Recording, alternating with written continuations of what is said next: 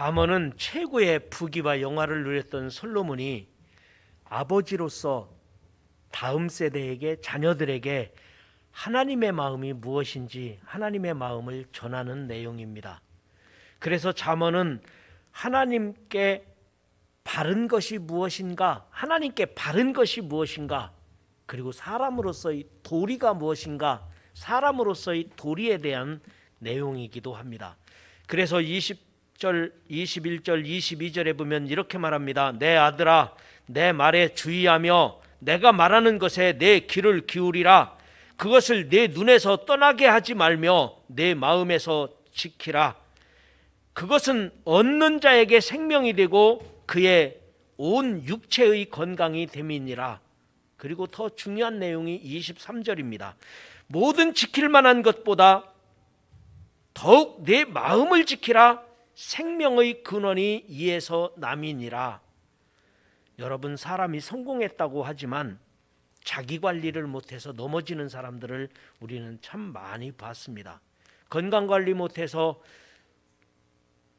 시간 관리가 안 돼서, 사람들과의 관계가 관리가 되지 않아서 우리들이 신앙생활하면서도 신앙 관리를 잘 못해서 우리들이 넘어지는 경우가 참 많이 있습니다. 그 대표적인 사람을 저는 삼손이라고 생각해 봤습니다. 삼손은 사사입니다.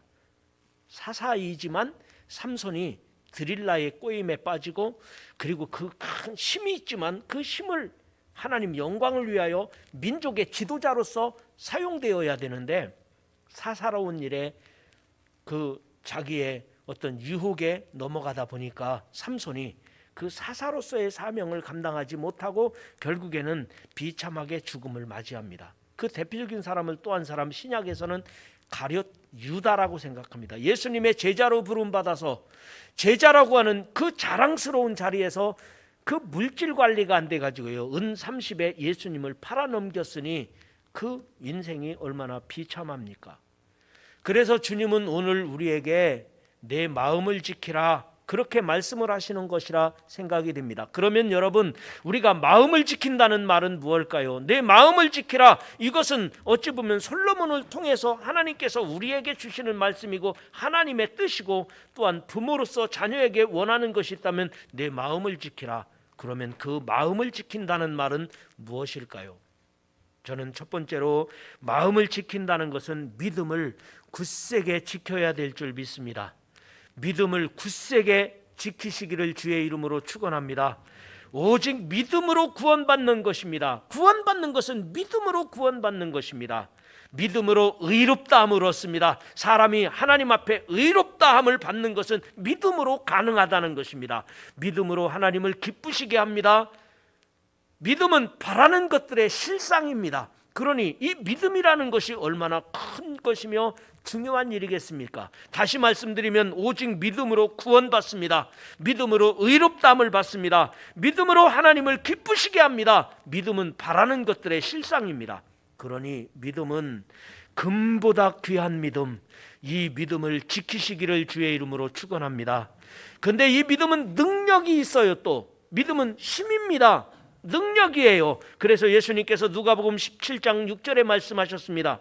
너희에게 겨자씨 하나일 만한 믿음이 있으면 이 뽕나무들어 뿌리가 뽑혀 바다에 심기어라 하였을 것이요. 그러니까 뽕나무를 뽑혀 바다에 던져지라 하면 간다는 거예요. 이 산을 옮겨 저쪽으로 가라 그러면 그 믿음이 가능하게 된다는 것입니다. 그런데 그 믿음은 어떤 믿음이라고요? 뭐 많다고요? 겨자씨 하나를 맞는 믿음이라는 것입니다. 이 믿음이라고 하는 것은, 겨자씨 하나를 믿음은 작은 꾀알 같은 거예요. 겨자씨는 꾀알보다 더 작습니다. 그런데 이 작은 믿음은 지키기가 힘듭니다. 잃어버리기 쉬워요. 여러분, 그런데 이 작은 겨자씨 하나를 믿음 같은 믿음이지만 이 작은 믿음이 심어지면 큰 나무가 되고 자라고 생명이 있고, 그리고 큰 일을 할 수 있는 능력이 되지만 잃어버리기가 쉬워요. 이거 잃어버리면 새가 쪼아먹을 수 있고요, 이거 잃어버리면 쥐가 물어갈 수가 있고요, 우리가 간직하기가 쉽지 않은 것이 믿음이라고 생각이 듭니다. 그러면 이 믿음을 지키려면 어떻게 해야 될까? 저는 코로나 상황 속에서 하나님 앞에 간절히 기도하고 또 기도하는 중에 어떻게 믿음을 지켜야 합니까? 하나님 무엇을 해야 됩니까? 아무것도 할 수 없는 현상 속에서, 이 현대 사회 속에서 우리 교회가, 저는 주의 종으로서 무엇을 해야 됩니까? 어떻게 해야 됩니까? 기도하는데 하나님께서 제게 주신 세 가지의 응답이 있었습니다. 하나는 예배 잘 드려라. 예배 잘 드리는 것. 오히려 코로나 상황이기 때문에 예배 잘 드릴 수가 있습니다. 온 오프라인으로 함께 예배를 드리니까요. 여러분, 아무래도 예배 잘 드려라, 그것은 하나님의 음성인데, 그런데 우리들이 예배를 더 잘 드려야 되는 것이 코로나 상황인데, 예배를 소홀히 하는 것이 또한 우리 성도들의 삶이었을 때 저는 마음이 심히 무거웠고 하나님 앞에 죄책감 같은 것이 있었습니다.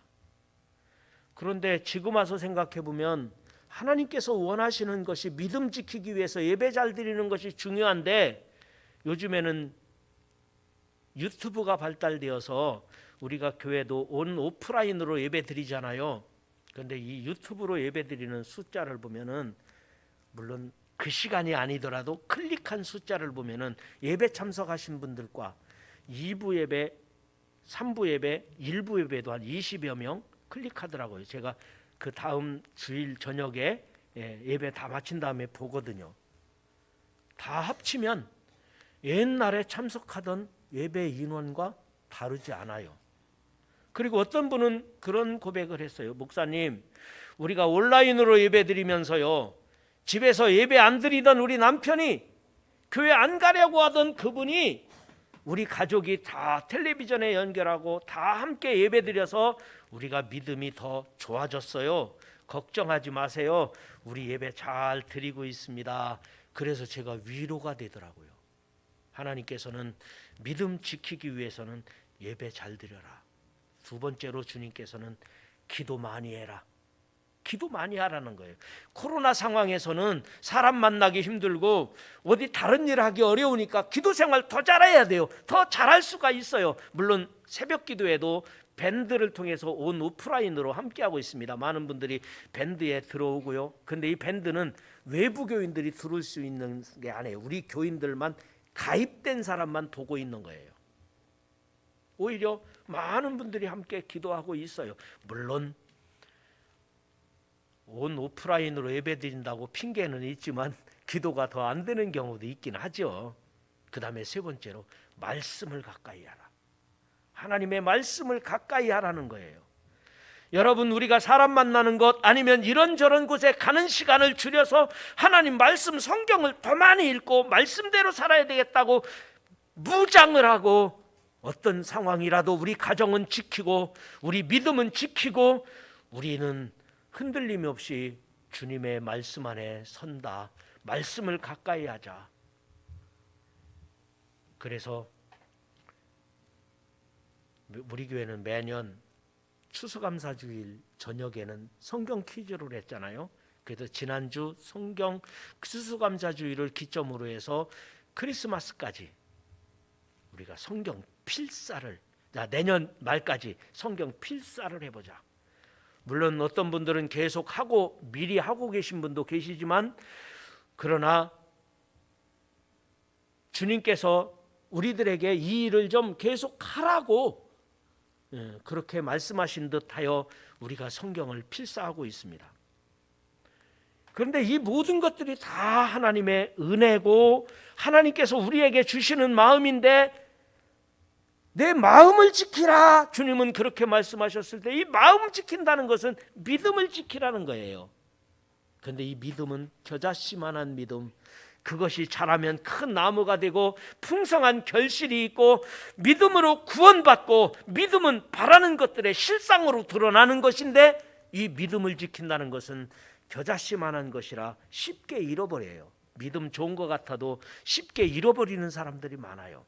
여러분, 믿음 지키기 위해 예배 잘 드리시고 기도 많이 하시고 말씀을 가까이 하는 중에 여러분의 믿음이 견고해지시기를, 여러분의 믿음이 하나님 앞에서 온전해지시기를 주님의 이름으로 축원합니다. 그 다음에 두 번째로 내 마음을 지키라는 말은 뭘까? 내 마음을 지키라는 말은 감정을 잘 다스리라는 것입니다. 감정을 잘 다스릴 수 있어야 합니다. 사람이 살다 보면 감정을 다스리지 못해서 어려움 당하는 사람들 많이 봤습니다. 그래서 오늘 23절에 이렇게 말합니다. 모든 지킬 만한 것 중에 더욱 내 마음을 지키라. 구부러진 말을 버리라는 것입니다. 구부러진 말을 버리라. 삐뚤어진 말을 멀리하라. 주님은 말씀하셨습니다. 바로 보고 곧게 하라고 주님은 말씀하셨습니다. 잠언 16장 32절에도 말씀하셨습니다. 노하기를 더디하는 자는 용사보다 낫고 자기의 마음을 다스리는 자는 성을 빼앗는 자보다 나으니라.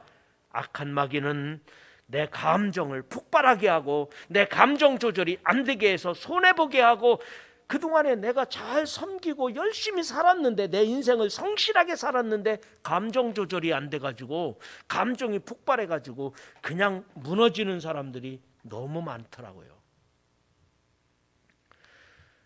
어느 술집에서, 큰 술집이 있는데 이 술집에서 많은 사람들이 함께 한 것을 경찰관이 봤어요. 그래서 경찰관이 이제 음주운전 단속을 해야 되겠다. 그래가지고 술집 주차장에 많은 차들이 파킹되어 있고, 그리고 술집에 사람들이 많이 있는 것을 딱 보고 이제는 이 사람들 딱 잡아야 되겠다. 그래서 매복을 했습니다. 잠복 근무를 하면서, 잠복하면서 이렇게 이제는 이 술집에서 음주 운전하는 사람들 영락없이 걸렸다 생각을 했는데, 한 남자가 비틀거리면서 나오는 거예요. 비틀거리면서 나오면서 아이고 넘어질 것 같이 나오더니 자동차를 여는데, 자기 자동차를 찾는 것부터 여는 것부터 어설프게 열면서 차에 딱 탄 거예요. 저 사람 걸렸다. 시동만 걸어봐라. 출발하자마자 딱 잡는다. 그래 경찰관이 딱 잠복하고 있었습니다. 그런데 이 사람이 자동차를 타더니 시동도 안 걸고 출발을 하지 않는 거예요. 아니 저 사람이 많이 취했나?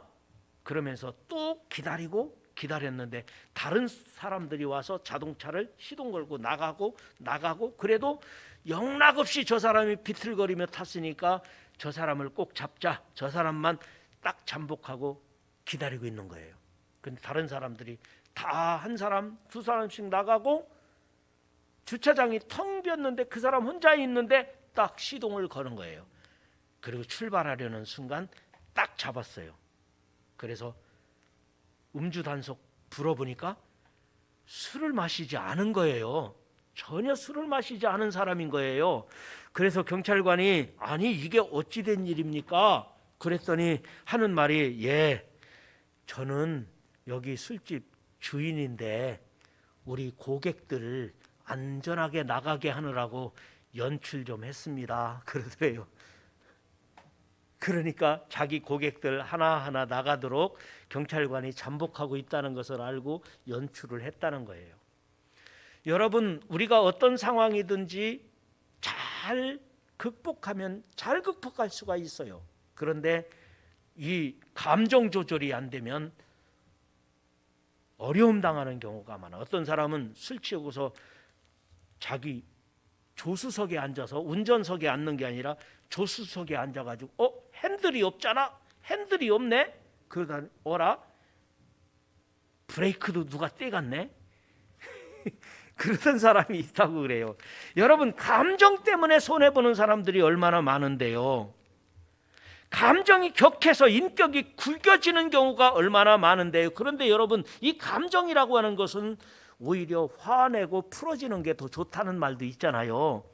속으로 꿍 하고 있으면 그게 병이 된다는 말도 있잖아요.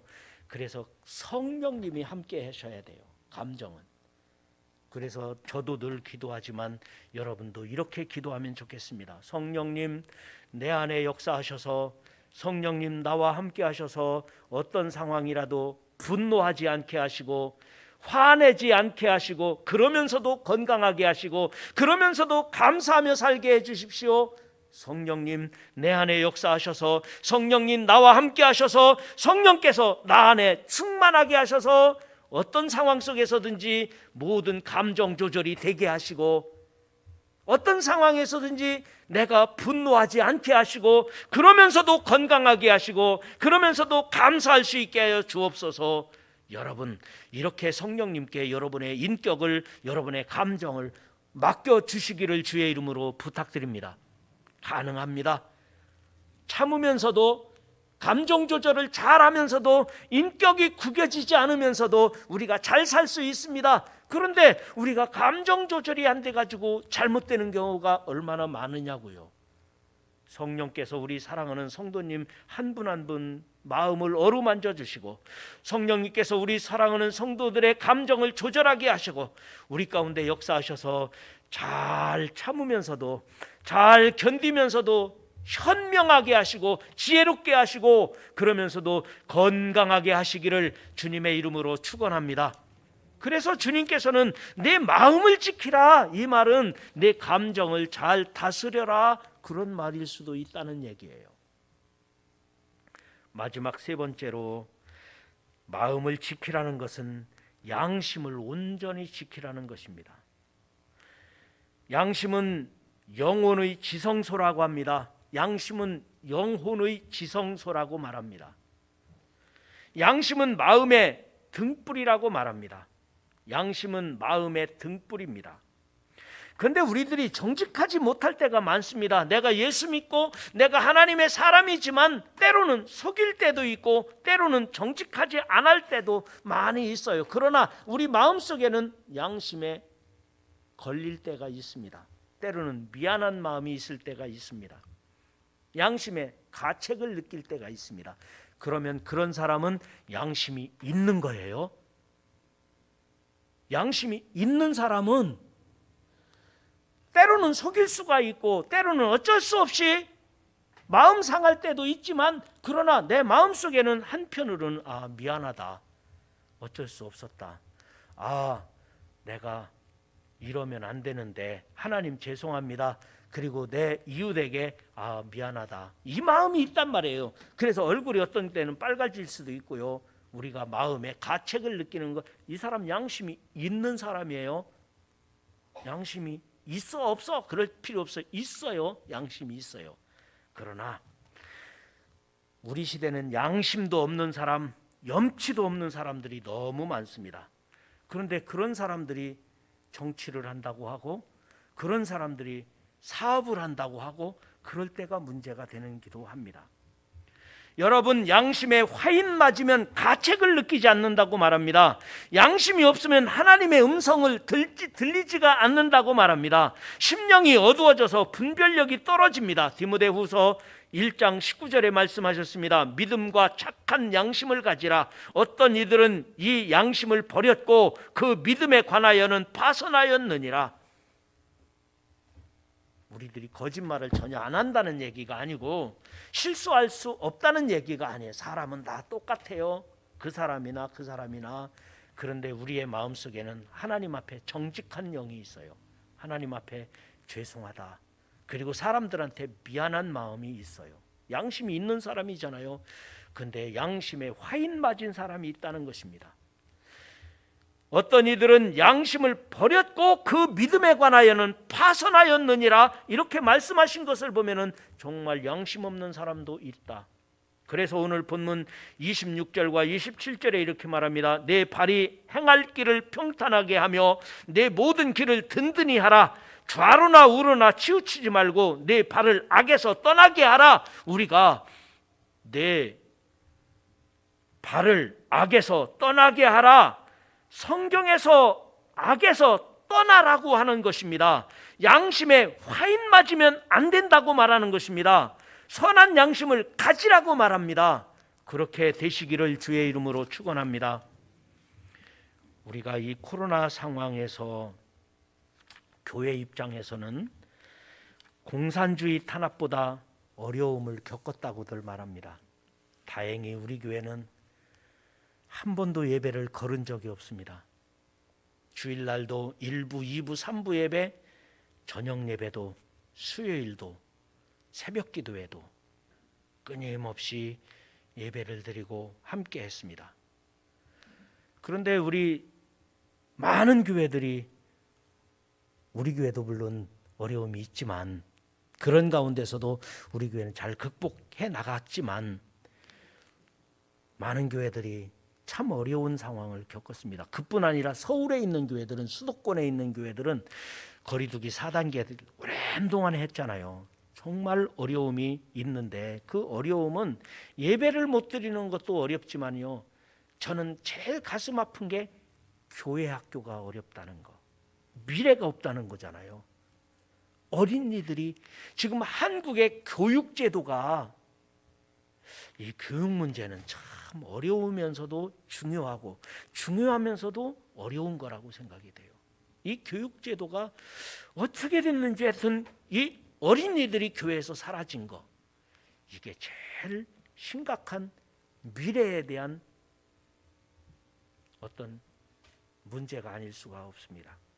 그러다 보니까 대한민국이라는 나라에 기독교 문화가 잘 정착하는가 싶었는데, 잘 정착해야 되는 기독교 문화가 이상하게 반기독교 정서로 사회가, 교육이, 정치가 이상하게 교회를, 언론이, 방송이 교회를 왜 그렇게 탄압하고 교회를 비방하고 교회를 반기독교 정서로 몰고 갔는지, 이게 가장 가슴 아파요.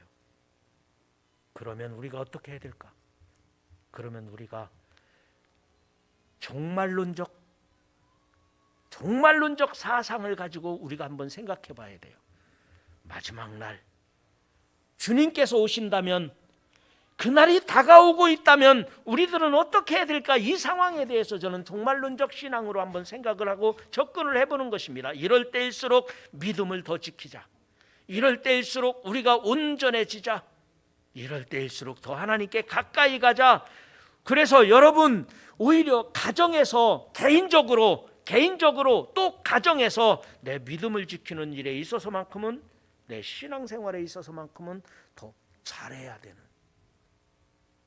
여러분, 우리들의 양심이 없는 시대를 살고 있습니다. 염치도 없는 시대를 살고 있습니다. 이때 우리들이 어떻게 마음의 양심을 가지고 또 양심을 지켜간다는 것, 이것이 매우 중요한 시대를 우리는 살고 있습니다. 이 시대를 종말론적으로 한번 생각을 해보면서 이 마지막 때를 믿음을 지키자, 이 마지막 때를 믿음으로 온전해지자고 하는 이 마음의 각오를 가진 그런 여러분과 제가 될 수 있기를 주님의 이름으로 축원합니다. 이제 말씀을 마치려고 하는데 다시 한번 정리하고 마치겠습니다. 주님은 우리에게 내 마음을 지키라 말씀하셨습니다. 내 마음을 지킨다는 것은 믿음을 지키는 겁니다. 그런데 이 믿음은 능력입니다. 바라는 것들의 실상입니다. 믿음으로 구원받습니다. 믿음으로 의롭다함을 받는 것입니다. 그런데 이 믿음은 겨자씨 많다는 겁니다. 그래서 잃어버리기 쉬워요.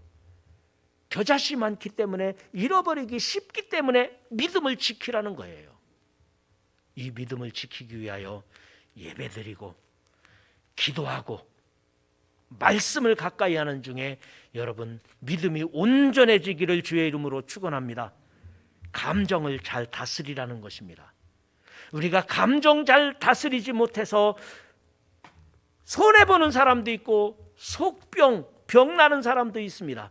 성령이 내 안에 충만해야, 성령께서 나를 다스려 주셔야 내가 감정을 다스릴 수가 있는 거예요. 성령께서 우리들을 다스려 주시고 성령께서 우리와 함께 하셔서 내가 지혜롭게 하셔서 어떤 감정 조절이 잘 돼서 어려움 당하지 않으시기를 주님의 이름으로 축원합니다. 그리고 또한 양심을 지키라는 것입니다. 양심을 지키라는 말은 실수하지 않는다는 것도 아니에요. 내가 거짓말을 하지 않는다는 말이 아니에요. 양심을 내가 마음을 가지고 있는 거예요. 양심에 화인 맞으면 안 된다는 것입니다. 그래서 우리들이 항상 하나님 앞에 선자로서 내 믿음을 지키고 감정을 다스리고 양심을 지키면서 믿음의 온전한 사람들이 되시기를 주님의 이름으로 축복합니다. 주님의 이름으로 축원합니다.